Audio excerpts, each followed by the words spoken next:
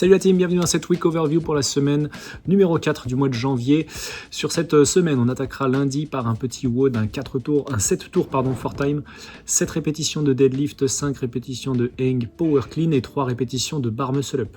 Si vous êtes très à l'aise avec les charges, bien entendu, vous pourrez partir en RX et on pourra éventuellement scaler, diminuer un petit peu les charges en inter ou en beginner, et bien entendu la gym aussi sera adaptée en fonction de votre niveau, éventuellement du chest to bar, du pull-up, ring row si vraiment la suspension est compliquée sur cette journée de lundi. En post-workout, vous allez avoir un petit test très rapide, test max push-up, une série unbroken à réaliser, du coup pas forcément le plus vite possible, mais par contre un max de résistance avec les standards CrossFit.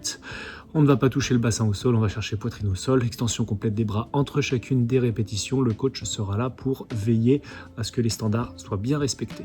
Sur notre journée de mardi, ce sera notre heavy day mardi, 5 x 3 répétitions, on est sur du front squat. Front squat, du coup, on prendra le temps de se mobiliser correctement les hanches pour avoir une belle ouverture en position basse de squat, et ensuite on partira sur ce 5 x 3 sur lequel vous allez pouvoir monter progressivement en charge. L'objectif, c'est pas forcément d'aller chercher un 3 RM ce jour-là, mais par contre de s'en rapprocher, donc aller chercher une charge relativement lourde. Tous ceux qui n'ont pas encore vraiment de bonnes références solides sur un 1 RM front squat, ça pourra être éventuellement l'occasion d'établir une première référence sur un 3 répétitions front squat relativement lourd, même si c'est pas tout à fait votre max.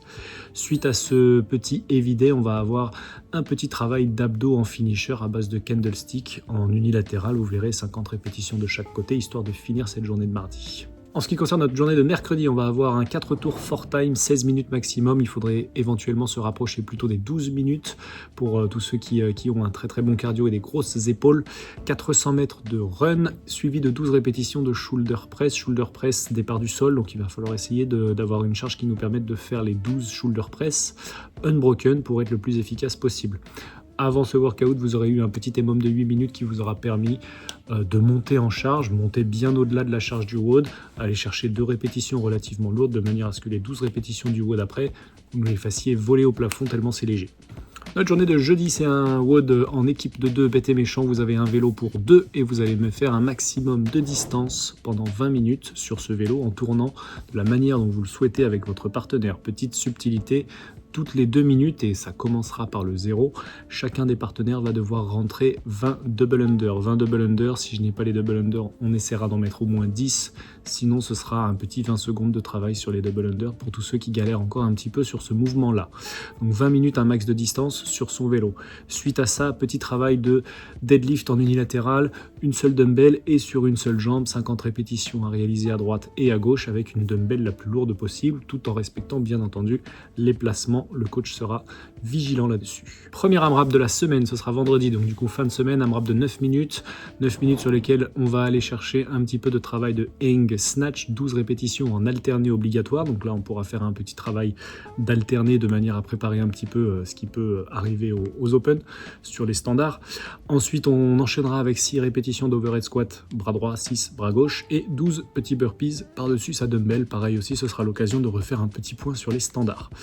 Dès qu'on a réalisé ce petit 9 minutes as many rounds as possible, on pourra partir sur un petit post-workout accessory sur lequel vous allez travailler un petit peu de farmer carry, pareil en unilatéral. Donc on va prendre une charge lourde, il va falloir essayer d'avoir un tronc indéformable, ne pas se laisser plier du côté de la charge, et on va faire quelques distances bras droit, bras gauche pendant 8 minutes environ.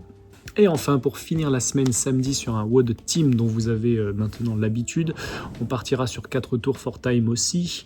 Vous allez avoir 50 répétitions, 40 pour les filles de calories rameur ou ski erg. On va essayer d'alterner entre chacun des tours.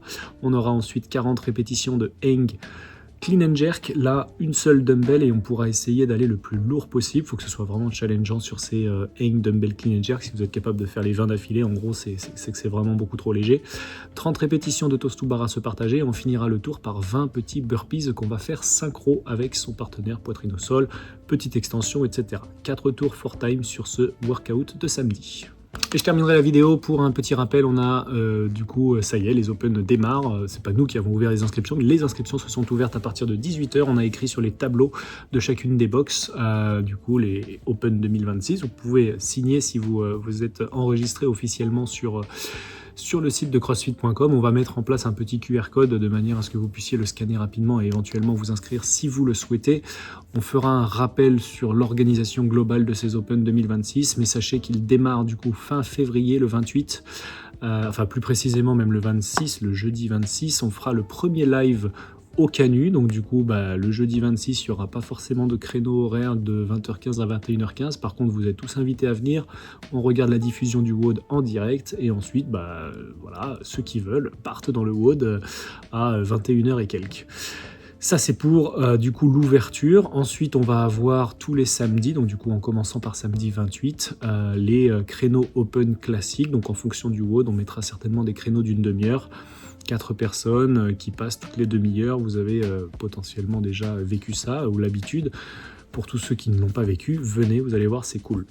On va faire ça pendant les 3 semaines des Open, donc ensuite ce sera le 7 mars, samedi 7 mars, et ensuite le dernier, le 14 mars, le 26.3, et on fera bien entendu la fermeture le jeudi 12 mars au Pente cette fois-ci, donc dernier live et dernier petit WOD pour ceux qui veulent sur ce format des Open 2026. Bien sûr, tout ça sera récapitulé régulièrement d'ici là parce que c'est le gros événement de la boxe. On va insister un petit peu dessus. Voilà.